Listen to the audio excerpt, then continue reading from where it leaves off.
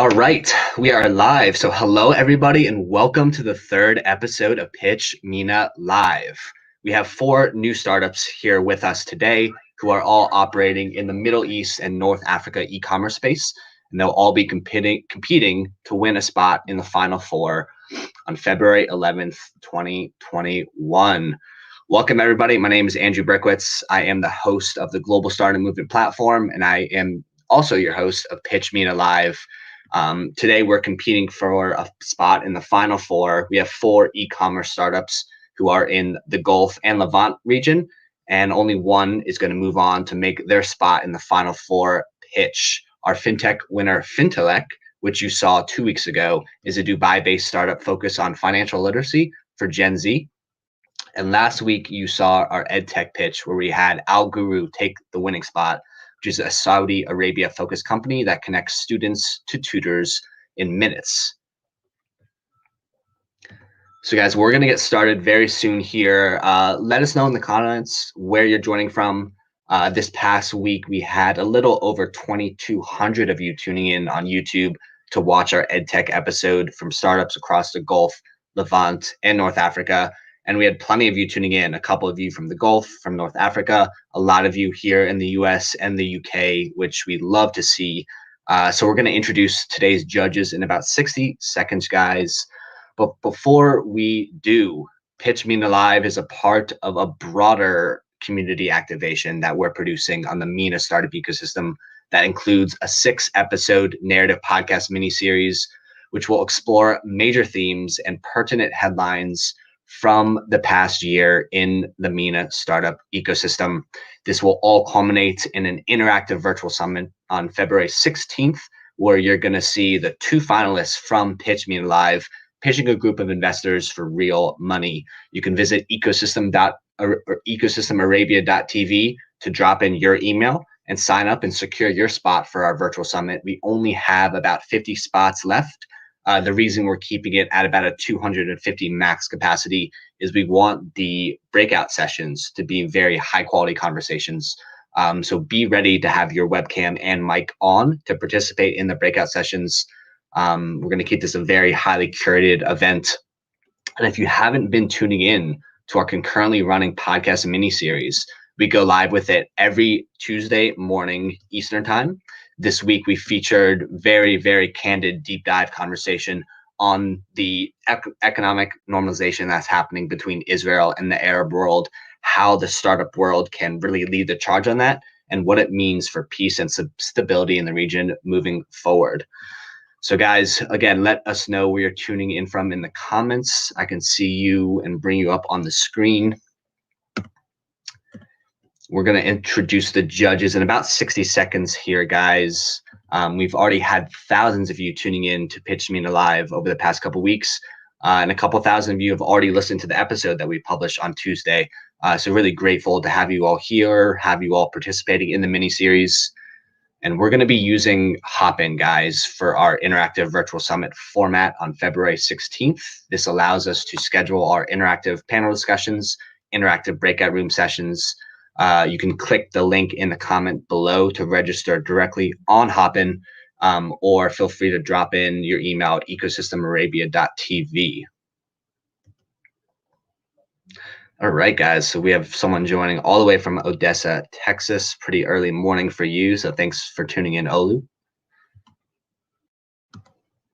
All right, everyone, so why don't we go ahead and start to pull in our judges. First off, we have Abe Siksik from Startup Bootcamp. Abe, welcome. By the way, Abe, I believe you're on mute, or maybe I can't. All right, no, yeah. I was on mute. Hello, everybody. Awesome. Thanks for joining today, Abe. Next up, we have the one, the only, Joy Ajlauni, joining us from Dubai with her magic bookcase behind her. Joy, welcome. Hi, everyone. Awesome. Great to have you here with us, Joy. And we have a new judge joining us as well today, Eli David, who's the CEO of Startup Blink, one of the most comprehensive startup ecosystem ranking software in the world. He's a good friend, and I'm grateful to have him with us today. Eli, welcome. Hello everyone, وبالنجاح لكلكم. Awesome. So we're going to get started very shortly, guys. And if you guys are ready to meet the startups, let's get some likes and comments. We want to make sure that the startups feel super supportive. It's a very vulnerable thing, guys, to come on here to pitch live for 5 minutes. A couple of these startups were last minute fill-ins, and so it's a lot of vulnerability to be here with us today. So give us support in the likes, in the comments, and we're going to introduce the startups here in just a second. So first off, go Dealzat in the comments. You have the fan base. First off, we have Anand, CEO Presentail. Welcome, Anand. Thank you. Thanks for having me. This is a great picture of you, by the way, and we got you in action mid pitch. Absolutely. Awesome. Next up, we have Zaina, co-founder of Reborn. Zaina, welcome to the show. Got a lot of people in the chat. There we go. Welcome. This is also a great picture of you. You're on me, by the way. All right, thank you. Oh, wow. Okay, here the comments are rolling in. Dealzat is getting a lot of love in the comments. Anan as well. Crush it, Anan. Let's go, Anan. All right.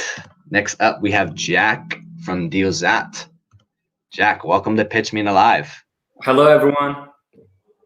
It's great to have you here. And then finally, we had Tally and her co-founder who is unable to be with us today. But this week's podcast episode, again, guys, all about economic normalization between UAE, Israel, Bahrain, and the entire Arab world. And so we have an Israeli and a UAE co-founding team with us. Tally, I'm grateful to have you with us today. Thank you. I would say we're also an Israeli-Palestinian co-founding team, but thanks. Yeah, we're really happy to be here, and Mas sends her apologies that she wasn't able to make it. She's not feeling very well. No worries. All right, guys. So we're going to get right into things today. I'm going to bring Anan up to the stage, and we're going to get started with the first pitch. Again, guys, if you're just tuning in for the first time, you're watching Pitch MENA Live. This is a 16 startup pitch competition that will culminate in a final four on February 11th. 2 finalists will be chosen from the final four to pitch live at our virtual conference on February 16th to real investors for real money. So today we have 4 e-commerce startups from across the MENA region. Each of them are going to be giving 5-minute pitches. I'm going to stop the clock right at 5 minutes, so people are going to get cut off if they go over time. Don't take it personal, guys. And we're going to bring up the first presenter here, Anan with Presentail. Anan, your time is going to start in 5, 4, 3, 2, 1. Go ahead. Marhaba. My name is Adnan Ammash, and I'm the co-founder and CEO of Presentail, an online gift ordering and delivery platform. 4 years ago, I moved to New York City to study finance and global business at NYU.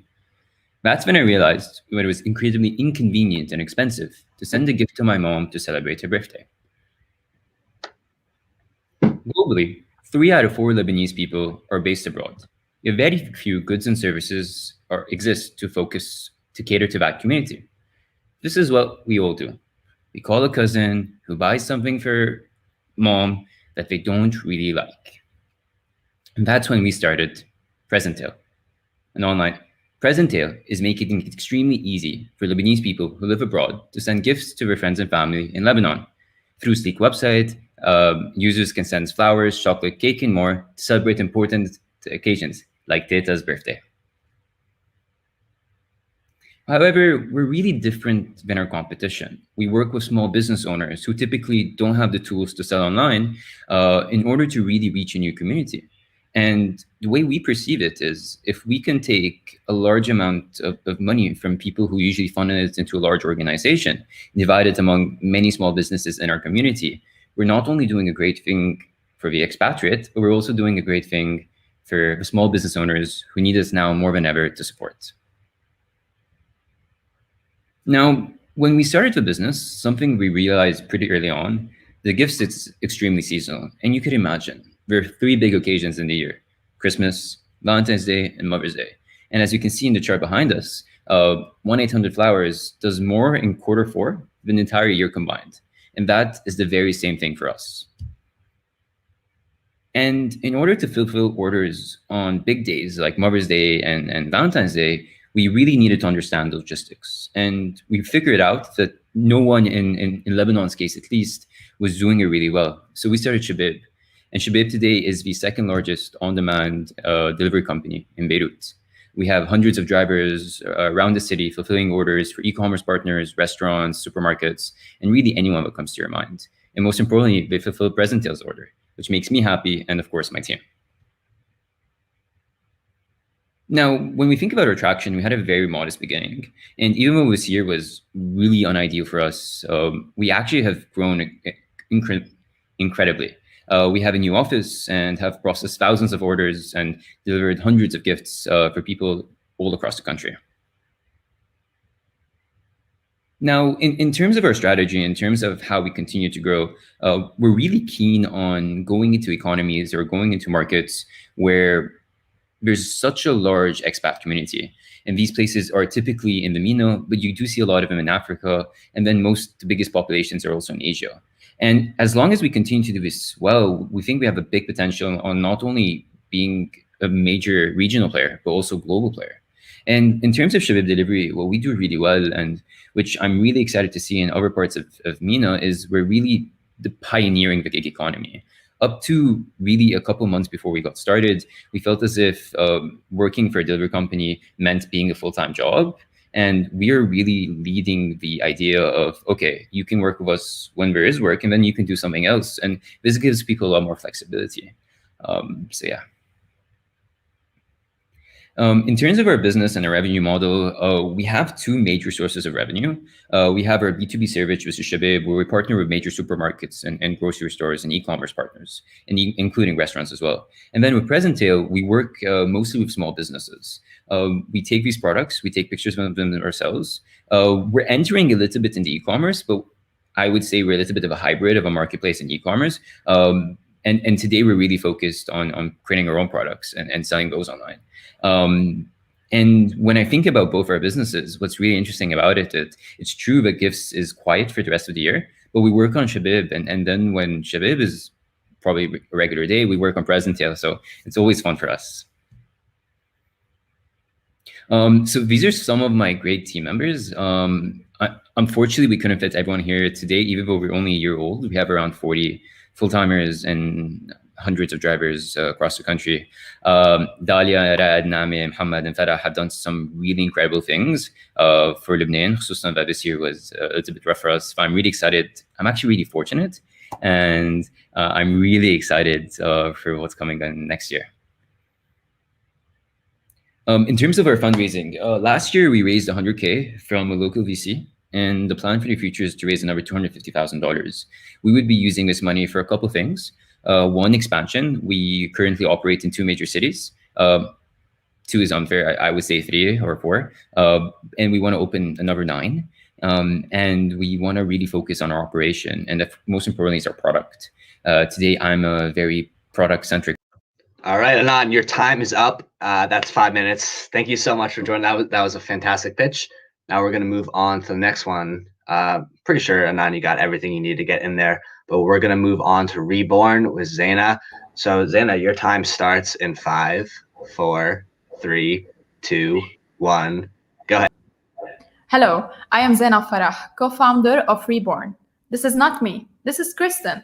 Kristen is a Pilates instructor and brand ambassador for big activewear brands. When we interviewed Kristen, she said, and I quote, "It looks like I either go sustainable or I get the design I want. Sustainable activewear, well, that's kind of a dream." Sustainable athletes are often frustrated by the time it takes to find activewear that can fulfill all of their performance design and sustainability needs. That is, if they find any. After interviewing several sustainable athletes, we uncovered key pains they experience when shopping for activewear: lack of transparency in supply chain, lack of sustainability in materials offered, and big brands redefining sustainability to match their marketing goals. It's a pain in their heart that other human beings somewhere on this earth are suffering from child labor, forced labor, and criminal work conditions. This is where Reborn comes in with ethical and sustainable activewear. But how? Ethical and transparent supply chain, sustainable production, and sustainable materials. The fabric that we use in Reborn, I can't see the slide. The fabrics that we use in Reborn are a combination of recycled and virgin materials. We optimize this combination in order to, can you still see me? Yep, you're good. Okay, so in order to, I can't see the slides, by the way. In order to optimize for performance and for quality while minimizing the impact on the environment. The recycled component is sourced from recycled garment waste and is recycled from resourced also from recycled plastic bottles. The fabric dye is one of the. Can we move back to the previous slide? Yes. Fabric dye, please. The fabric dye is one of the major components of one of the major features of our product. It requires no high temperature, consumes the lowest possible energy and water. It's free of salts and chemicals, which will make the treatment of the wastewater easier.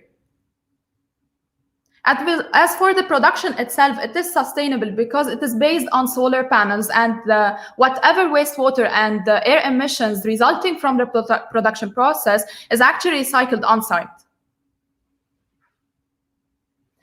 The competition, of course we have competition, but these can be categorized into two categories: non-sustainable competitors and sustainable competitors, which of course are more direct. Starting with the non-sustainable high-performance competitors. We can move the slide. Yes. No, Andrew, you're before. 2 slides before, please. So non-sustainable high-performance competitors, we can see that the table is not showing here. I don't know why, Andrew. We can see that in any case, Reborn wins on every aspect of the sustainability level. As for the sustainable competitors, the definition of sustainability plays a key role in assessing the features of our products. While some of our competitors offer some sustainable materials, others are somehow ethical in their supply chain. And only Reborn is sustainable from A to Z while optimizing for performance as well. We can move. But that is not all. Reborn offers carbon neutral shipping, whereby for every shipment made, we donate for planting trees. That is to compensate for the CO2 emissions generated by that shipment. We can move. Our target is the sustainable activewear industry. It is currently sized at $90 billion and is the fastest growing fashion category with a 20% growth rate. We can move. Highlighted on this map are the countries and the markets that we are willing to enter gradually from year 1 to year 4. Our launch will be in March 2021. We can move. Our activewear will be available through our e-commerce platform and through online and offline retailers as well. We can move. We have 8 years of experience running an e-commerce business, and we will use that experience to launch Reborn and make it happen. We can move. This is the team that will make it happen. Marie-Rose Farah as environmental engineer and myself, Zena Farah, on business development and marketing. We are currently in phase 2 out of 3 in a 1-year accelerator program, Clean Energy of Beritech, funded by the Kingdom of Netherlands. We can move. Now more than ever, shoppers are looking for eco-friendly products when heading to the gym and when working out at home. Online searches for sustainable activewear are at all-time high, up 151% compared to the previous year. COVID or not, people now know about it. This is the chance to invest in Reborn. Thank you. All right, great job, Zena. Sorry for the technical difficulties there. You did a fantastic job. So now we're going to bring our next presenter to the stage. We have Diozat and Jack. Jack, I'll give you a countdown and then feel free to take it away. 5, 4, 3, 2, 1. Go ahead. Hello, everyone. So let's start with a story. So I've lived in the United States for about 10 years, and I almost don't remember one time I bought offline besides my car. Actually, that was my wife's wish. About 2 years ago, to Palestine, back home here to visit friends and family. During my visit, I tried to buy a couple of things, and guess what? It was really hard. And that's where I really digged in to really find the root cause of the problem. I mean, e-commerce in the United States, it's really easy. In Palestine, it was way far behind. And actually, the root cause was the decentralization of online sellers. Most online sellers sell on social media platforms, and that's exactly where Dilzat came in. Dilzat is aiming to bring, or actually brought, the social aspect of all the social media platforms, integrated it into the e-commerce to make the e-commerce experience really fun and slick, and give the buyers really good user experience.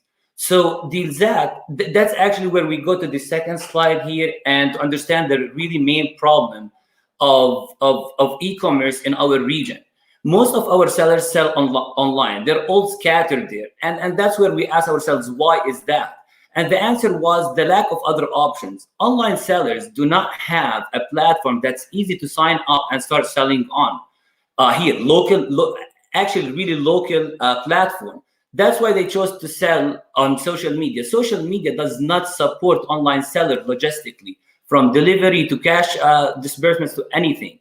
So Dilzat chose to bring all these sellers and give them the same exact experience that they have on social media in one platform that we call Marketplace, not only to link them with buyers, but only to give them all the support, give them the know-how, give them the logistics support, give them the marketing support. And that's where actually Dilzat came in. If we go to the next slide, Andrew, that's where our solution is.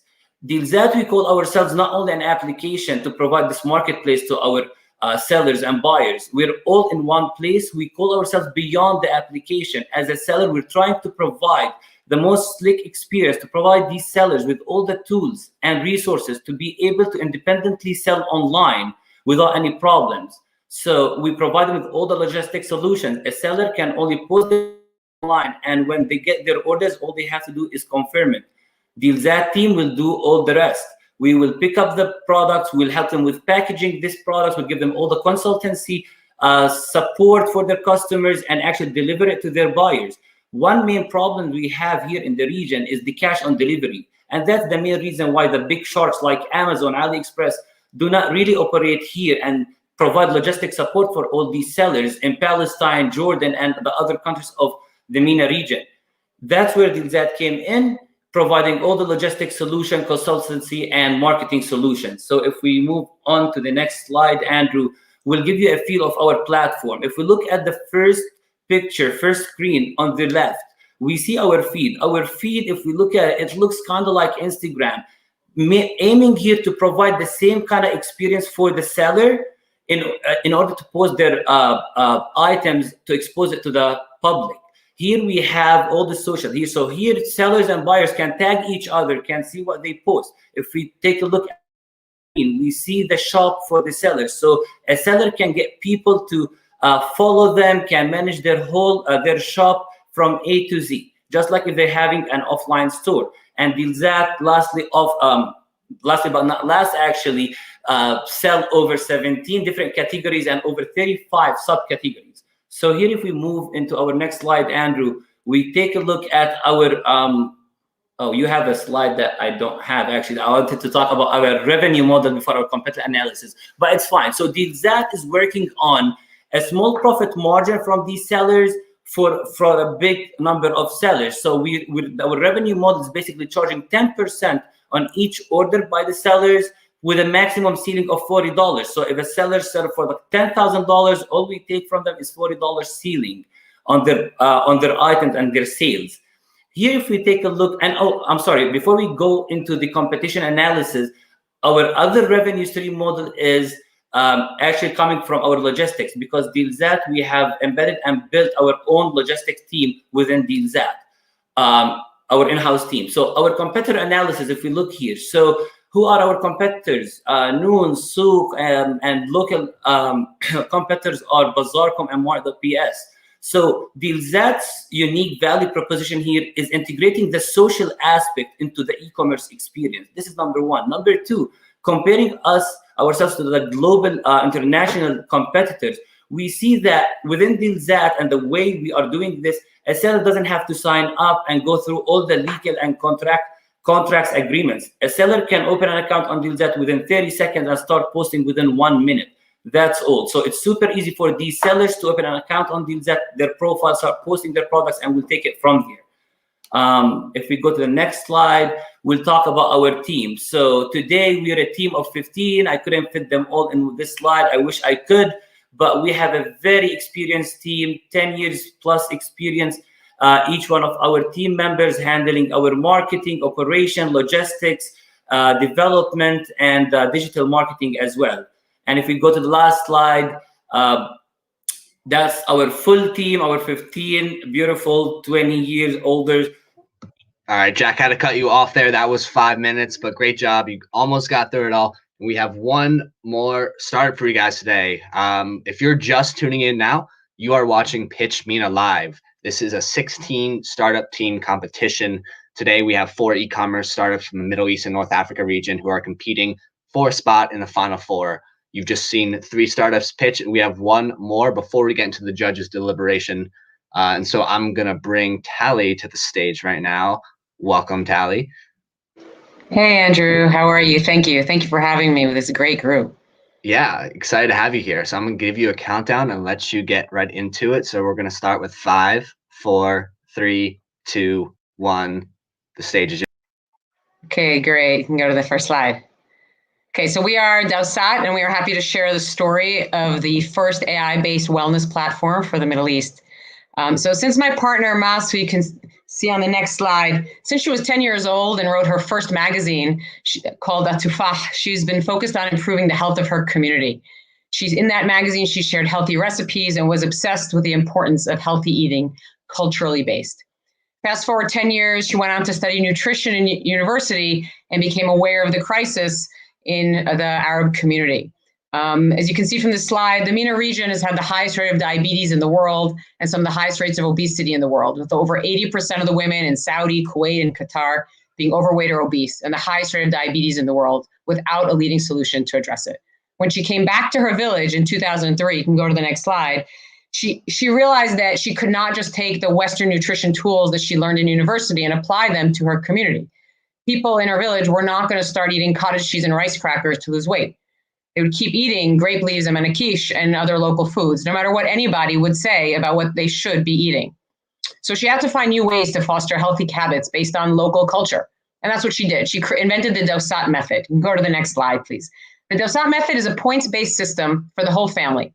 It uses the nutritional content of food to nudge people towards better nutrition and lifestyle decisions. So the way in which we do it, we believe, if you go to the next slide, we believe in the power of advanced technology, cutting-edge science, and nutrition, together with tradition, meaning Arabic culture and community and cuisine, to reverse the trend of obesity and diabetes in the Arab world. We aim to be the first AI-based wellness tool in the region and the leading corporate wellness solution. Your next slide, please. We're a diverse team looking to use our collective talents and resources to address the Arab world's greatest public health challenge, even during COVID days.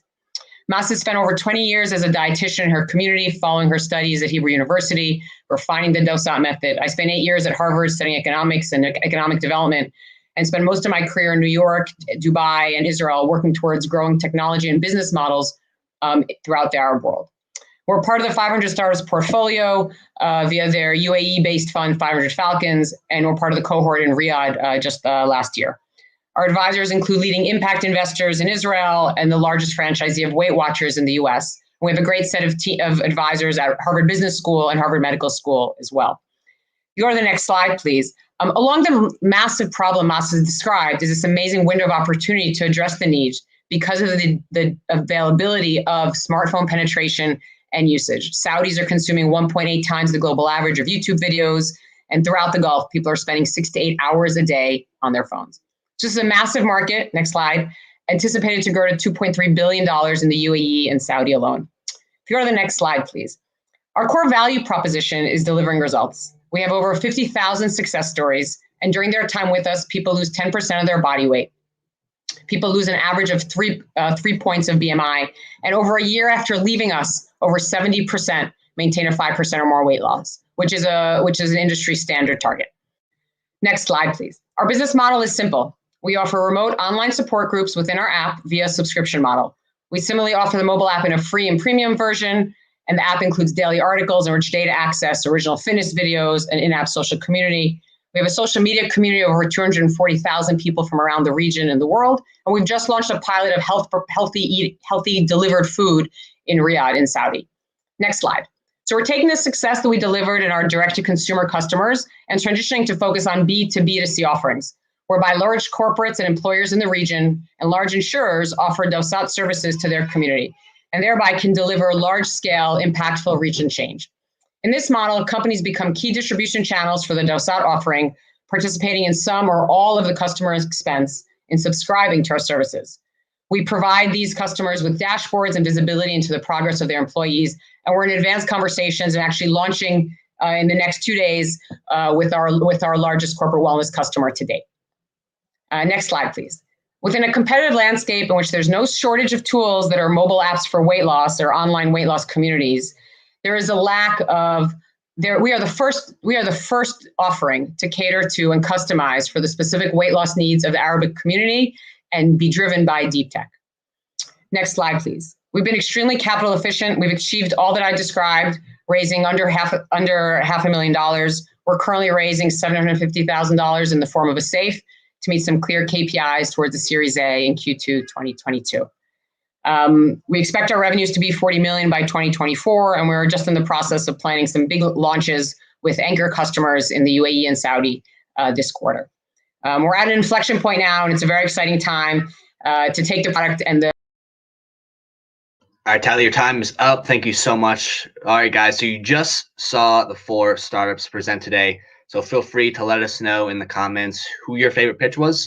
We're going to be bringing up comments onto the screen as we start to deliberate with the judges. But right now, I'm going to bring our 4 MENA sharks to the stage right now. We have Abe, we have Joy, and we have Eli. Welcome, guys. A lot of love for Dawsat in the comments. It's true. Jack, you guys recruited an army. The army in the comments today. Good for you. All right, guys. So Eli, why don't you kick us off? What did you think? What was your favorite one? Once we have about 10 minutes of deliberation between us, we're going to start to bring the startups up here so that we can ask questions. But Eli, feel free to start the conversation off. I liked all those startups. I think each one of them is doing really interesting work in their country or their region. So it's absolutely inspiring. I just would love to see them scale and in their country to the region and then globally as well. I would love to see, Arab-based startups, kind of like break into the world and actually being in our iPhones, everyone's iPhones. Should I pick the favorite now or? So we're gonna do a little bit of deliberation before we get into that part of it. Mm-hmm. Yeah. But for me, I think that we have a really good mix of cross-regional startups here today. We have people representing Palestine, we have people Israel, Lebanon, and so this is a good mix today. Abe, what were your thoughts on the pitches? I thought the pitches were their pace was great actually today. Almost everybody finished their pitch. I know they were on their last slide, so that was good. I was thrown off by a couple, I gotta be honest. Okay. Like some of them were not as focused I'd like to see. Keep in mind, like myself at Startup Bootcamp, I see 1,000 pitches a year, so they some of them need to be refined. Some of them I didn't understand what they did, I gotta be honest, because they were kind of all over the place. I love the sustainability, reborn startup, because that's something that we are really, a Startup Bootcamp and Rainmaking really focusing on, the UN SDG. And but the rest, like the e-commerce things, because I've had a couple of e-commerce sites myself, and I know it's a super tough business to be in, and it's very expensive. I want to hear from more about that topic itself. So Yeah. Yeah. Well, Joy is our resident e-commerce expert. So the thing about e-commerce, guys, is so capital intensive. When you look at something like, for example, Souk.com, like, they raise a lot of money and they burn a lot of cash to get to where they need to get to. And that's the case with all e-commerce. Joy, I think you understand that problem very, very deeply.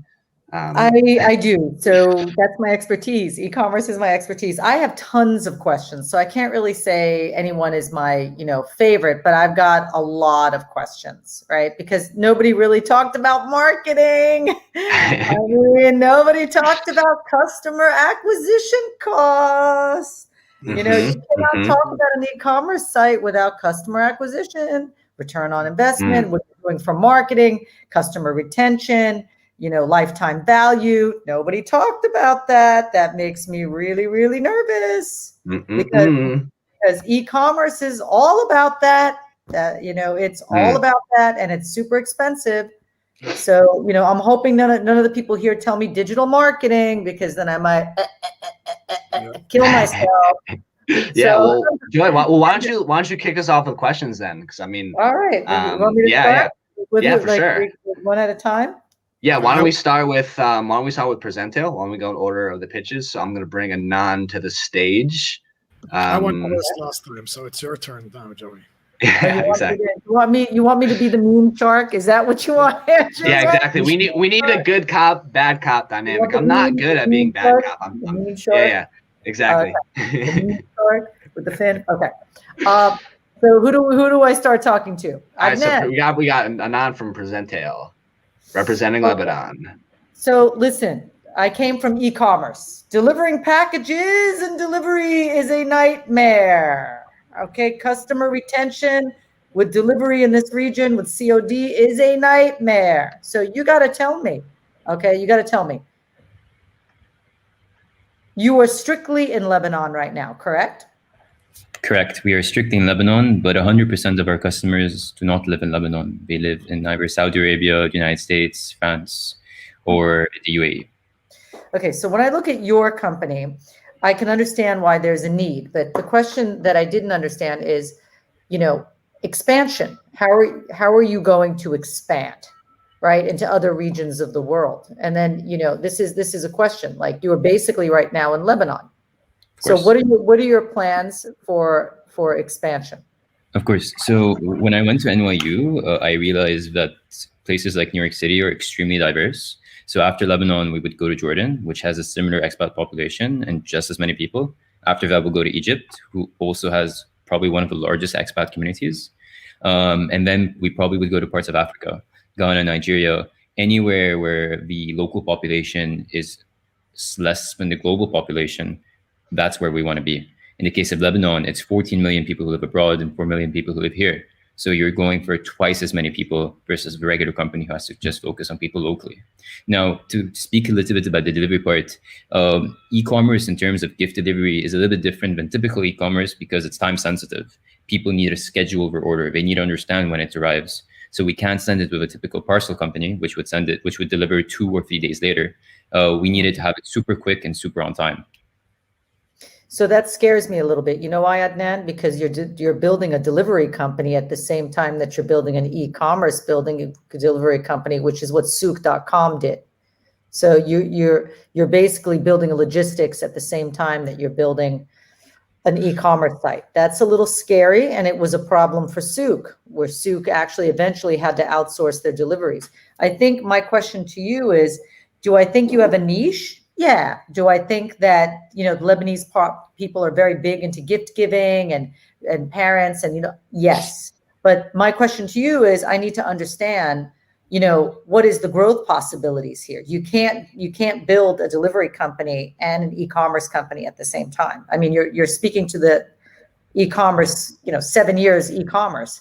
That scares me. I don't see a clear path, right? I think you have a niche business, and I think it's a needed niche business. I'm just not seeing the big picture here, right? Because who are you competing with, right? At the end of the day, you go into these other countries, who are you competing with? Are you competing with Amazon? Are you competing with Noon.com?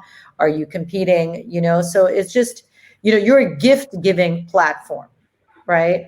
Absolutely. the two questions that I always ask is, how do you get your customers? That's the number one question. Of course, I'm always going to ask. I can see in Lebanon that it's a very word of mouth because the community is so, talky. I can see how this would explode in Lebanon. All you need is word of mouth. But then when you go into other regions of the world, how are you going to expand, right? How are you going to, because you can't do word of mouth in Dubai, you can't do word of mouth in maybe in Jordan, but these are very small countries, right? You need to go into Saudi Arabia if you want mass, and you need to go into, Egypt if you want mass, and that's a whole nother ball game. So Adnan, what I really need to see is what is your expansion, what's your expansion opportunity there? I'm not So, I see it more as a niche. I see it as a good business, but I see it as a niche business, not a VC business. First, thanks a lot for that feedback. I really appreciate it. To answer your question in a few parts. One, when I think about the online gift space, we don't compete with Amazon and we don't necessarily compete with Noon. We're more likely to compete with Joy or Flowers or 1-800-Flowers or Giftagram or Urban Stems. And it's a really niche industry where, because it's scheduled orders versus typically e-commerce, we just don't think anyone else can compete with us. So this is from. What are the majority of your gifts? Are they flowers? Are they perishables? Or are they actual products? Yes. Half our orders are flowers. 50% of our revenue comes from flowers. That's a big number. Yes, it is, because the entire industry is mostly flowers. So you basically are outsourcing these flowers. You're not making them yourself. Half and half as well. So when we started, it was 100% outsourced, just because I didn't live in Lebanon at the time and I didn't know much about flowers. But when we moved back, we really got nitty gritty, and today we fulfill almost half our orders ourselves. Why don't we do all types of flowers? Some flowers are easy to work with than others. Some have a longer lifetime. For right now, we're really focusing on our best sellers, and in the future, we'll be doing more of that. So Adnan, you really have to focus on what your business is, because if you're not outsourcing flowers and you're doing flowers, then you're in the flower business. You're in the flower business. You're in the delivery business. You're in the gift. You're in the e-commerce business. It's a lot. Like my advice to you is to narrow in and really focus on what your value proposition is. Of course. No, I totally understand. Now, when you think about our value proposition, I think something that's really unique to us versus the rest of our competition is we're really good at marketing to Lebanese people who live abroad. Mostly because if I'm a Lebanese person who lives in New York City, I probably know a dozen other Lebanese people who live in New York City. And I think that pretty much goes the same for Dubai and Saudi. And in Dubai and Saudi, you're talking about much bigger numbers. I think the Dubai population is around 800,000 and Saudi is 1.2 million of Lebanese people. This is not a very scalable, like you can't, I know there's communities and there's Facebook groups and all that good stuff, but again, like what Joy said was key. Now I have an issue with the three businesses that you just pitched right now, because you're a marketplace, you're an e-commerce, and you're a delivery company, and all of them require a lot of money to scale. But right now you said something key, that you said most of your customers are in Saudi Arabia or in New York, but they're not in Lebanon. The cost of acquiring a customer and essentially in Saudi Arabia, if you're going to be spending money online, you're going to be competing with Amazon and with Noons and with all these big e-commerce. So it becomes a very big expensive cost. Like I can tell you from like the days, $30 just you know what I mean? Like in Lebanon or in Jordan, you can probably acquire a user online for like a third, not a third, like 10%. Of course, no, that's very true. It costs us $30 to acquire a customer, but the average customer spends $120. So as of right now, we're really happy with our margins. Yeah, okay, but again, how many orders are you doing a day? That's the key, because massively you can't scale that, and especially now when you open different operations, like in Jordan, like I'm very familiar with Jordan's ecosystem, and like the logistics will be like something you need people on the ground as well, and that's where I see issues with you scaling into different countries. You know what I mean? And that is something that is very sensitive and it's very expensive. I got to be honest with you. This is like very, very expensive business to run. So, I think you need to focus. I think I like that Shabab delivery thing. I think if you can just focus on that, because that part is great. I don't know how scalable your gift, especially because if you do it yourself and a marketplace, you need a team to source people product, and you need people source businesses to on your platform. So it just becomes a big So shift. Abe, we're gonna bring Zaina to the forefront, and on great job. Thank you guys. Really great Yeah, job. man. Really good feedback. Thank you so much. Man, good job. Awesome.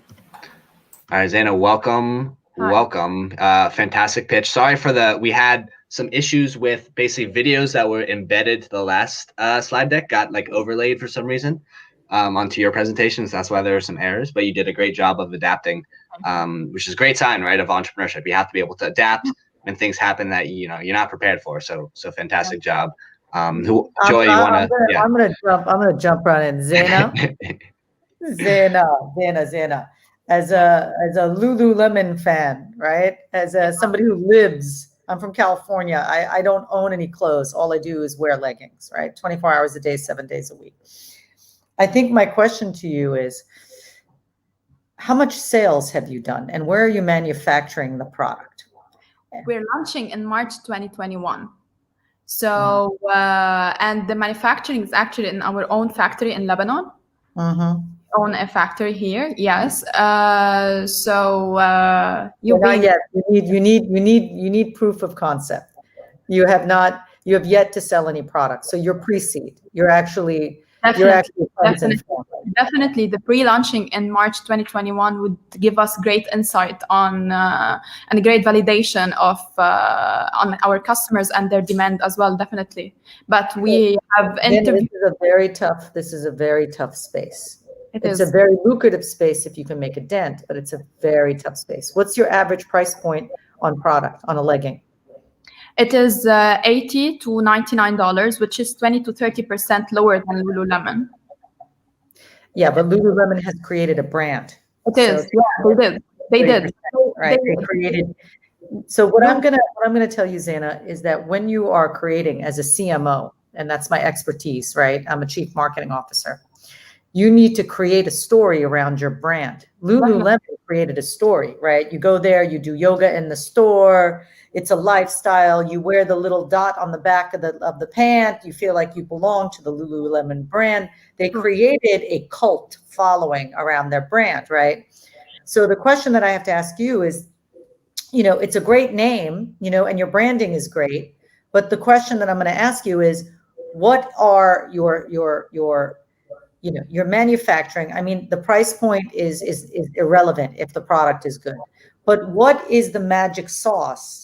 What is the story? What is the sexy to get somebody to buy your product and not a Lululemon product, right? Well, okay, so at first, since we're talking about Lululemon are a great player in the activewear industry overall, and not specifically in the sustainable activewear industry.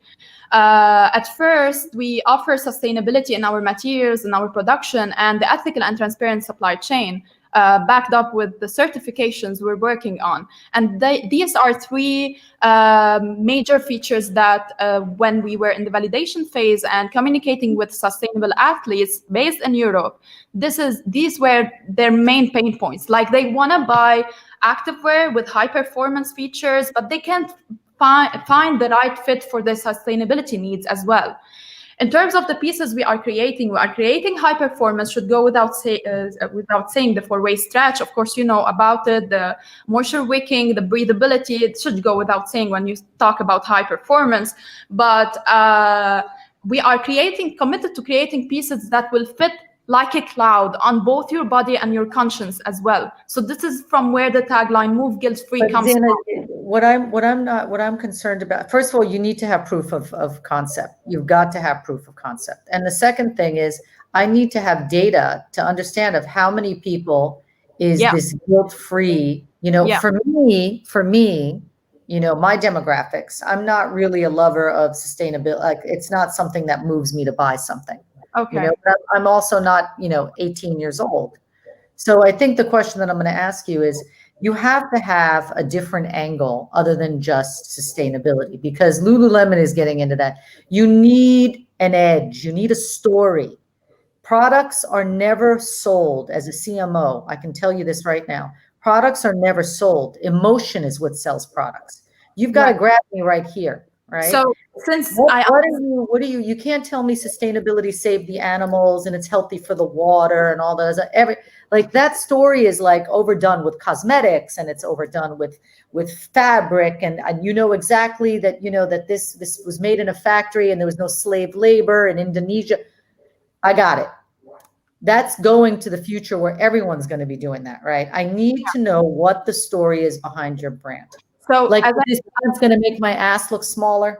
Like, that's something I would buy. Or is this gonna hold my boobs? It's gonna help me when I'm doing an aerobic exercise, because you know, the bouncing is gonna make my breasts stand up longer as an old lady, because the wood wear and tear. You need something to make your product different than everybody else. Yeah. So let me, since you just told us that you aren't a big fan of sustainability, as I understand, right? No, I like it. I just don't know if it's going to drive me. So you are not someone who would shop sustainability as a priority. However, our audience and our target are people who are actively searching for sustainable activewear, and all you're going to have to prove that. You're going to have to prove that. We have interviewed more than 100 sustainable athletes in Europe, in addition to the data that we are showing. And that needs to be on your deck, because you have not proven to me that this is something that people are going to buy. That needs to be on your deck. Okay. So, I thought that I made this a bit clear at first when I said, after interviewing several sustainable athletes, and I've talked about, like when I talked to my mother's cousin, he said that he loved my mother's It was a 2-month validation period supervised by Veritech, and it wasn't a mom test. They were people that we never knew about before, purely sustainable athletes, from the very extreme to the moderately sustainable. You need that in your deck. You need proof.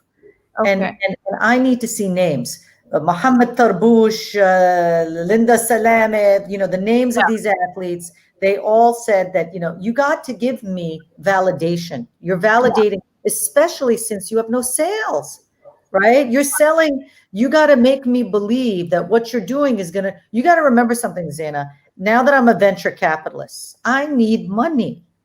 I need money. I need money to return back to my investors. Yeah. Right? So at the end of the day, all I care about is that your company succeeds. So you either IPO or somebody buys your company. Yeah. You got to prove to me that somebody is you got a great idea and you're going to execute it. And here's the team. And you got to really put together a business plan, not for the next 10 years, just for the next 6 months. Okay. You know, so you really, give me, nobody expects you to make money, Zaina.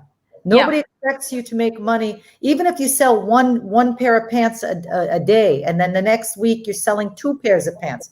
That shows that you're onto something, and it's growing. You don't have to sell 1,000, but you still need to prove to me that your concept works, and I have yet to get that. Hopefully. All right. Well, thank you, Joy. Zaina, great job answering Joy's questions. Sorry, guys. This is my category. So, you know, I'm sorry, guys. This is like... No, that's the point. I wanted to bring you on here to get you unleashed and just, you know. This is my category. Yeah, exactly. It's like asking the guys, what do you think of the bra? Like, you know, they've never worn like that. It's like... All right. Well, speaking of the guys, we have Jack and his huge army in the comments about to come onto the stage. Jack, welcome. So everyone go easy on Jack. Oh, no, I'm not going to go easy on Jack. Ellie, crazy Palestinian. Do it. You got the crazy Palestinian. Jack, listen. Yeah. Okay, you got the Golden Gate Bridge in the background, okay? I'm from San Francisco, so of course that makes me happy. Dude, I have no idea what you do. I got off your call and I was literally like, excuse my language, like, what the F does this man do? Like, I have no freaking clue when you got off what you do, what your value proposition is. It's like, you know, I'm not trying to be mean, Jack. You know, I'm Palestinian. I'm from the motherland, but like, what the hell? Like, I have no amazing. No, actually, no, amazing. So thank you for getting me on the hot seat here. So basically what we're trying to do is, so all online sellers here who try to sell, especially in Palestine and the MENA region in general, they sell mostly on social media platforms. Like they sell on Instagram, they post their So you're products. like a Spotify? Is that what you're like? A Spotify? Is that what you are? So kind of thing. Not a Spotify, If you want to sorry, consider, I'm sorry? not a Spotify. Sorry, Shopify, right? Shopify. Shopify. Yeah, so we're not like Shopify. Sorry. Consider us, if we can bring in Andrew the slides just to show a feel of the platform here. Yeah, so basically we're not Spotify. If you consider us like Shopify. just like an Instagram, you go in, you make your profile, and you start posting your product. But the difference between us and the social media is we are purely for e-commerce, of course, integrating the social aspects for this. Our goal is to bring all online sellers who sell on Instagram and social media, Facebook, Snapchat, whatever. Okay, so basically what you're telling me is you're a Shopify meets Instagram, right? Where Amazon, so basically we're where Amazon meets Instagram, because Amazon's business model is just like DealZ, is creating sellers. So we're trying to, I'm sure you're from California, you heard of Poshmark, of Let Go. So basically it's an e-commerce. Not only have I heard of Poshmark, but the founder was my ex-partner in my last company. So yes, I've heard of Poshmark. Yeah. So basically DealZ is where Amazon meets Instagram, bringing the social aspect of the social media platforms into e-commerce to make it fun and slick for the buyer. However, Instagram is doing that more and more now, and so is Snapchat. Right, but it doesn't support logistically, it doesn't support anything. So basically, if we ask ourselves, you have a checkout at Jack? You have a checkout? You have a checkout? Do I have a checkout? Yes. You have a payment gateway. So you're like a Shopify meets Instagram, right? Correct. You have a payment gateway. Correct. And we do, yes. And we support logistically. We find logistic solution for these sellers. We help them. Most of them, they How have much money have you? How much money? You need to work on your deck, by the way. It's not giving your value proposition clearly. Yeah, So let me ask you, sure. how much have you done in sales so far in the last year? So here's, can we go, Andrew, to the traction slide? If you go one down, actually 2, 3, 4 more, please. One more. Oh, you don't have it there. Shoot. Okay, no problem. So let me tell you about our traction in words, because it's not there apparently. Andrew, I think it was sent to you the different version of my deck. But anyways, so Joy and everyone. So we launched in October. So today we actually hit our 3 months mark. In 3 months, we were able to acquire 1,200 plus sellers on our platform. We were able to get over 30,000 products on our platform by these sellers. We were able to create sales of over $50,000. And here is the thing, Joy, since you love numbers, we have literally no money. In Palestine, we do not have VC players here. So all we had is $2,600. In $2,600, we were able to get 20,000 installs.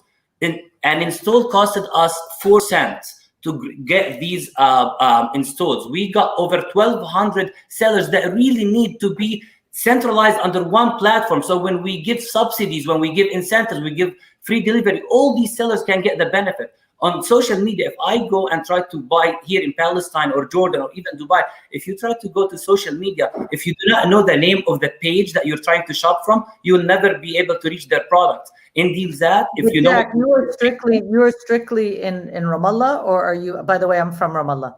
Are you strictly from Ramallah, or are you strictly like? Are you all of like? Are you in all of are you in Israel? You're in Palestine. You're in all of it, or are you? We are. So our headquarters here in Ramallah. Here is our office in Ramallah. However, we support all sellers in Israel, Palestine, and everywhere. Sellers and buyers. So and you sell the whole region. You sell the whole. The whole region. Yes, the whole thing. So basically, with $2,600, only no more, we were able to fulfill 1,200 plus orders in 3 months, and this gives us. I'm sure this is not the best numbers you guys can hear about, but No, 1,200. You did 1,200. You did 1,200 orders in 3 months. Correct. With 1,200, That's very respectful, Jack. You should be proud of yourself. That's very respectful. So, how much money are you making? Like, what are the margins here? So here is the thing. So exactly. So today we are working on freemium because we truly believe our main competitors as of today is social media, because these sellers, we're trying to get them out of social media into DealZap. Social media is free for them. So today we're going freemium with these sellers. We're making actually money from logistics because we consider ourselves locals here in Palestine. Couple of cars, I can cover the whole region in Palestine and Israel with couple of cars. For scalability, because I know this will be your next question, how are we going to scale this? Definitely, we're working with partnerships in the big countries like Saudi Arabia. We're trying to find partners just like Amazon. Amazon, they just broke the deal with FedEx about 2 years ago. You didn't answer my question on margins. How much money? I'm so sorry. So going back there. So we created, so as I said, we are freemium till now. However, the 1,200 sellers that we have, our plan is to charge them 10% of their sales with a ceiling of $40. We are working on a business model, small profit margin from these sellers on a wide sellers, just like Costco. They make. But you have to download DealZat. I'm sorry? You have to download DealZat. Correct. You have to download. Okay. How many downloads have you had in 3 months? 20,000 installs, and it costed me 4 cents per install. Okay, it's respectful. That's very respectful. Good job. Awesome. Yeah, great job, Jack. So just to make sure we have time, we're going to bring Tally on. And he's giving a thumbs up. He's like, yeah, no, it's fantastic. Yeah, it was a great job, Jack. Thank you, guys. Thank you. We need to focus, Jack, because you're doing a lot of stuff on that deck. Right? You have a lot of things that you're doing on that deck that you don't need to do. Yeah, I agree.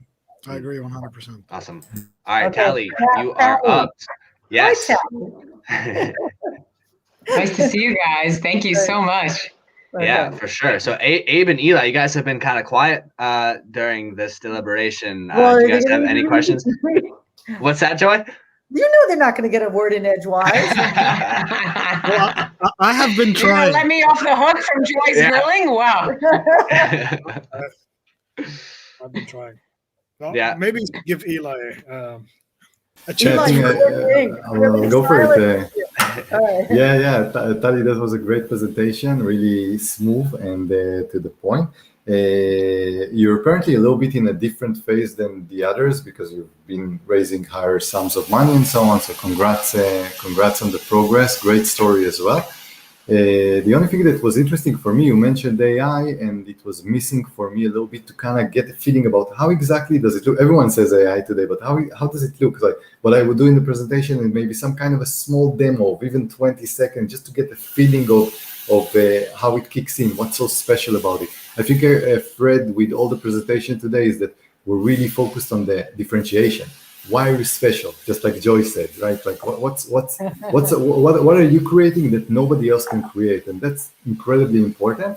So Tali, I have a feeling you got close to there, but for me it was a little bit missing about give us the technology part a little bit. But other than that, really good presentation. Well, before you get into it, Tally, I just want to tell you that diabetes is a huge problem in the Middle East. And I mean, I don't know about what it is with the Palestinians and the Israelis, but I can tell you that it is a real problem. It is a real serious problem that needs to be tackled. So it's a great initiative. So anyway. Thank you so much. And thank you so much for having me on this. That's why we're focused on it, because we see it and we understand and we're getting that validation from the insurers and the employers as to what a significant issue it is. You know, with over a third of the Saudi and UAE health budget going to diabetes, that's why we're, we want to reverse that trend. A lot of this is lifestyle oriented, and especially where people assume that you can't make changes because, you have to just adopt a Western diet approach or, go keto or, make changes that are not culturally consistent. And we know from our data that that's not the case. And so we can reverse that trend, and that's what we're focused on doing. But let me get to the technology issue that was raised. So the way we have a pretty robust CRM. We have about 50,000 customers that have informed our data and inform our recommendations. And our view is that when you look at the way AI is used today, it's only as good as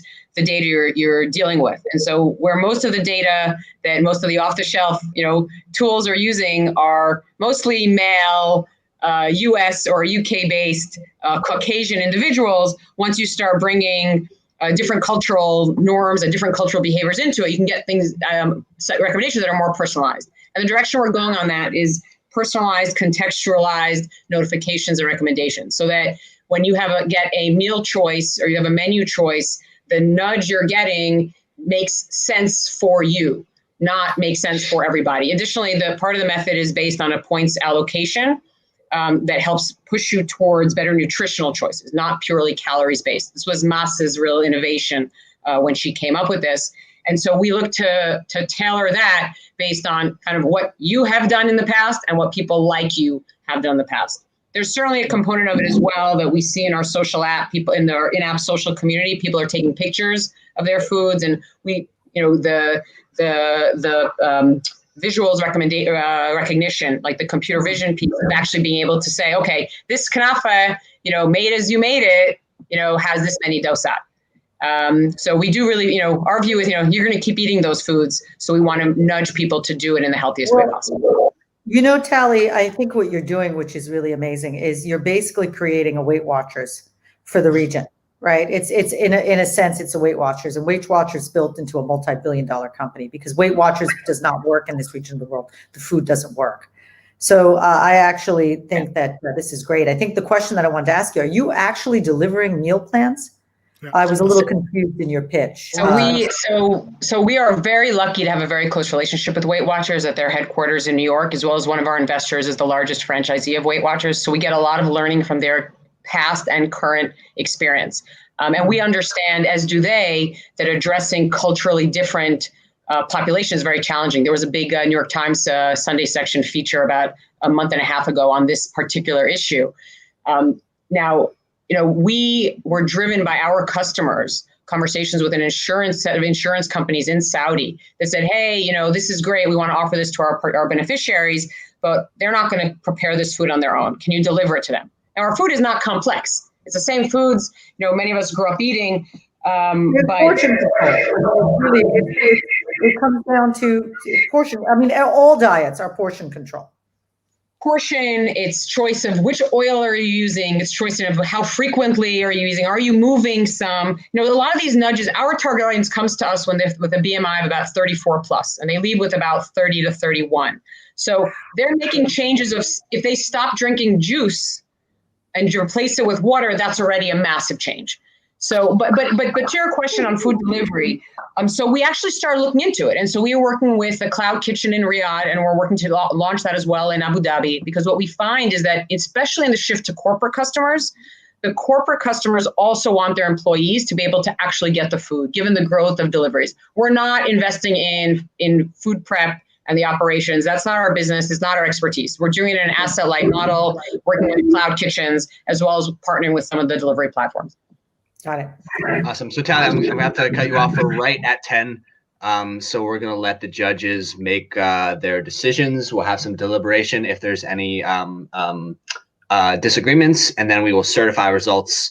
Eli, do you want to kick us off? Who do you think won and why? I love each one of those presentations. I think if we go on whoever is more advanced, I think Dawsat would be the one.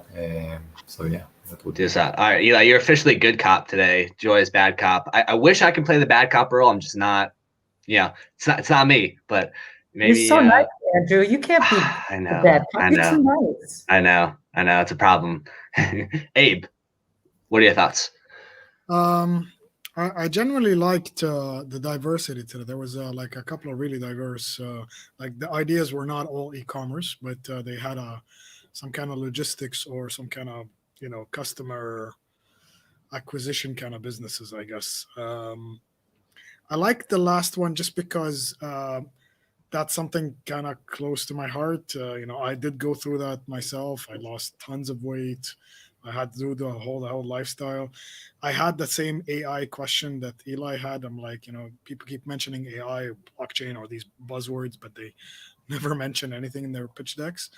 But I generally like anything that is good for the whole, everybody, I guess, so that's why I like the last business as well. Dawsat. Joy. Me. Yes. So look, I'm gonna tell you that Tally is brilliant, right? Harvard grad, what she's doing is amazing. I think that her company is going to be the next Weight Watchers. I think it's going to be the next billion-dollar company. I actually feel that, and I think it's a really needed thing. With that being said, I think I'm going to vote for Jack, because I think doing what he did and got as many customers as he got, just being scrappy with $2,600, I think he needs a lot of tweaking, but I like where he's going with creating a social media platform. I think it's for him to be able to get those many people to download his app in 3 months, and to actually to do that number in transaction is pretty, with no money, is pretty impressive. Honestly, Andrew, it's impressive. Yeah, I completely agree. I feel the same way. So Eli, I know you have to hop on another call. You got a client. So real quick, can you just officially certify for DealsAt? Just a thumbs up. Okay, that works. That works. So we got one official certification for DealsAt. Abe, official certification. Sure. Yours was DawsAt, right? Yeah, honestly, the 20,000 downloads and $2,600, that's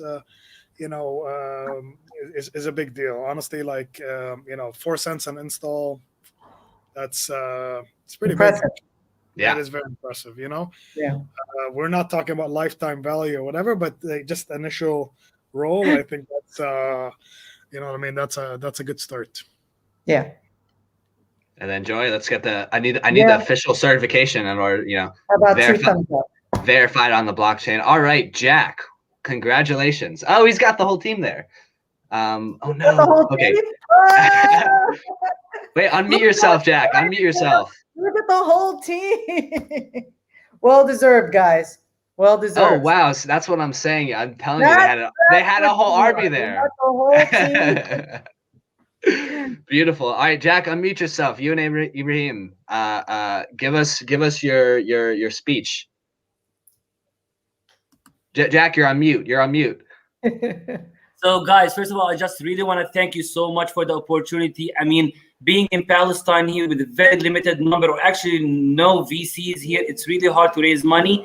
We were able to use 2,600 from friends and family. However, with your support, hopefully we can take this further. Awesome. So thank you so much, guys. Thank you, Joy. Thank you, Abe. Thank you, Ali. Thank you, Andrew.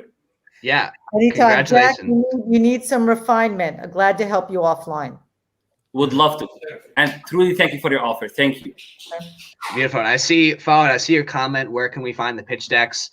So if you guys are any VCs, angels, or investors that are interested in the region, then you guys want to connect with any of the startups that you saw today, feel free to send me a DM on YouTube. Feel free to send me an email at andrew@thegsm.co, and I'll get it. I'm happy to make intros to any of the startups that you guys saw today. But thank you all for tuning in. Today was Pitch MENA Live.